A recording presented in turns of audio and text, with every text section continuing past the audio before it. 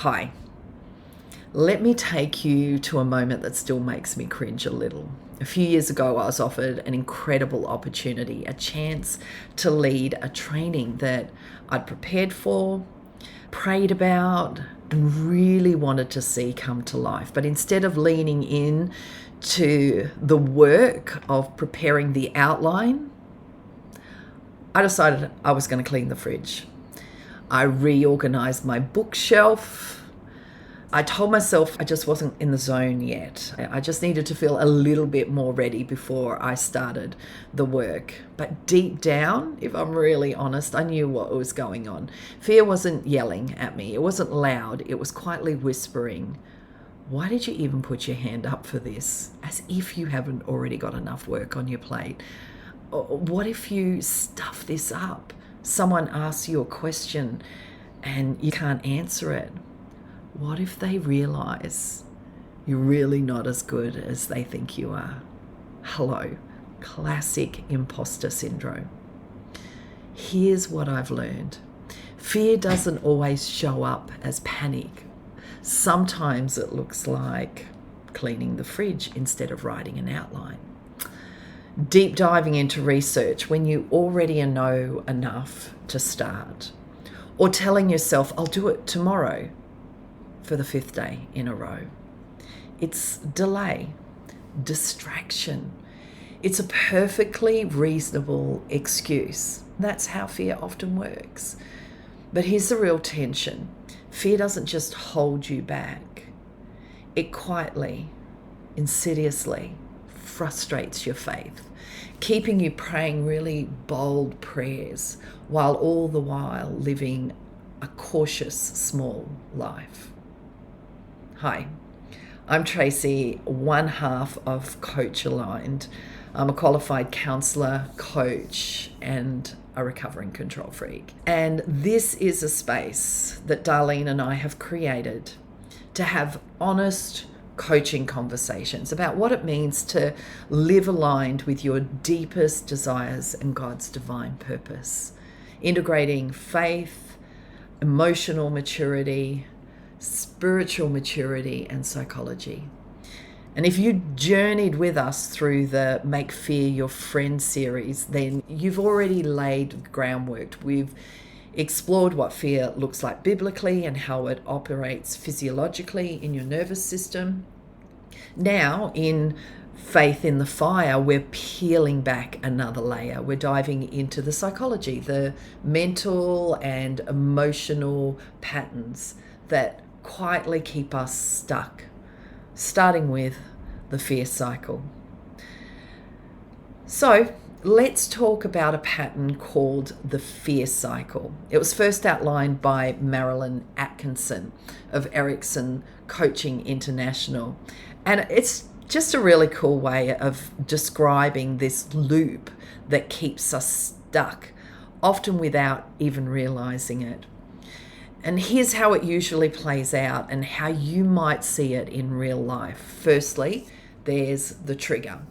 Something challenges your comfort zone. For example, you're invited to lead something, maybe at church, maybe a prayer, or asked to speak in a team meeting, and your first reaction is, "Whoa, I'm not ready for this." So it's a bit of a trigger.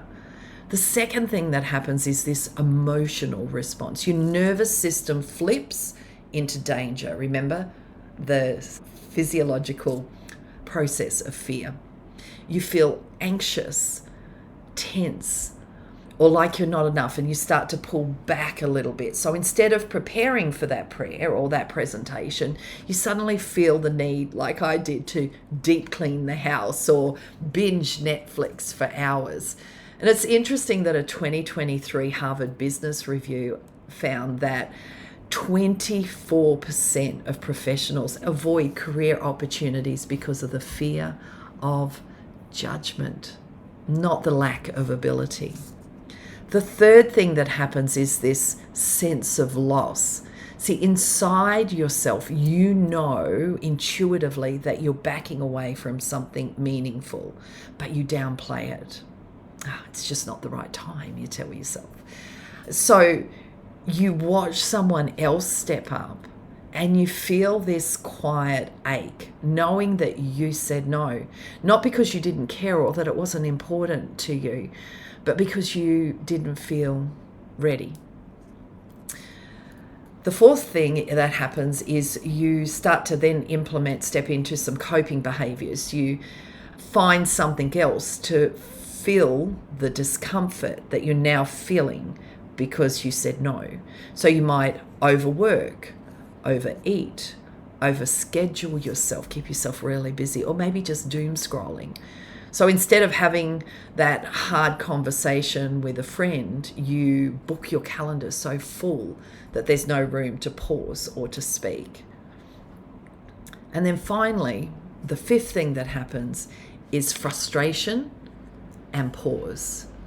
You get a bit irritable, a bit annoyed. Really, you're annoyed at yourself or frustrated at yourself because your faith is being frustrated.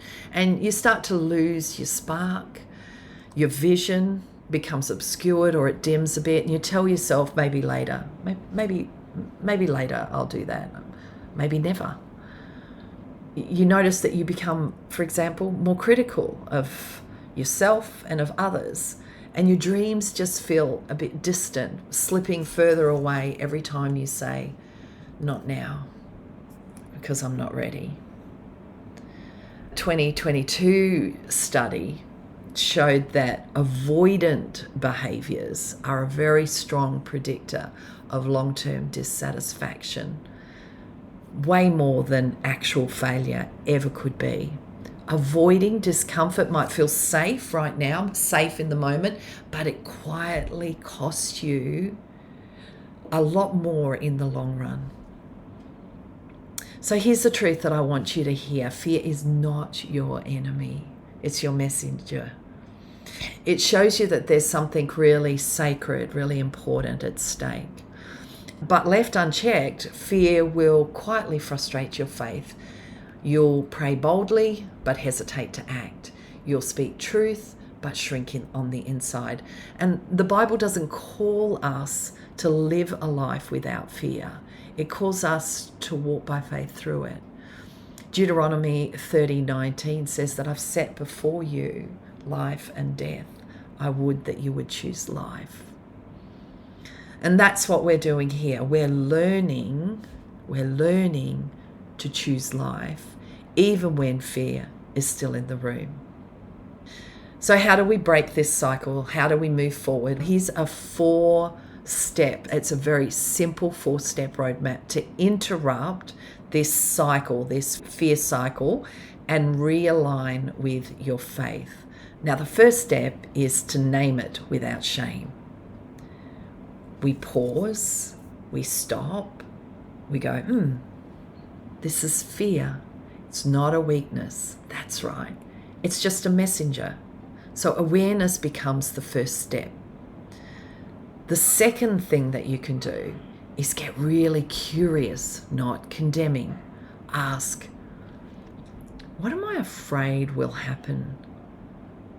And maybe what dream or value, remember your core values, what dream am I trying to protect, or what core value am I not honoring in this moment? So for example, when I found myself cleaning the fridge instead of prepping for that training, I paused and I asked myself, what am I really afraid will happen if I say yes and show up fully? The truth? I was afraid of being seen and then judged. Afraid that somebody might ask me a question that I didn't have an answer to. Afraid that people seeing that I wasn't altogether as I looked. Then I asked myself, what dream or value am I trying to protect? I realized I was actually trying to protect something really sacred. The calling I feel to lead in those spaces, the fear that if I messed up, the calling would be invalidated. The third thing that you can do is take one brave step. This will be a consistent theme through a lot of my teaching. You don't need a big master plan. Just take one bold, aligned step. You say yes, you book the call, you write the outline. Bravery is always built in motion, in movement. And then finally, hold the vision higher than the fear. God has placed something inside you for this season. That's why it's so important to be able to articulate some sense of purpose for your life. Let that purpose take the lead.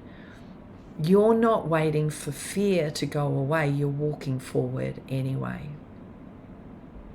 Now, to support you on this journey, we've created something just for women like us, women who love Jesus and are learning how to listen to what their body is saying without shame. And it's called Overcome Fear with Faith and Neuroscience. It's really easy to read. It's packed with lots of great tools and information.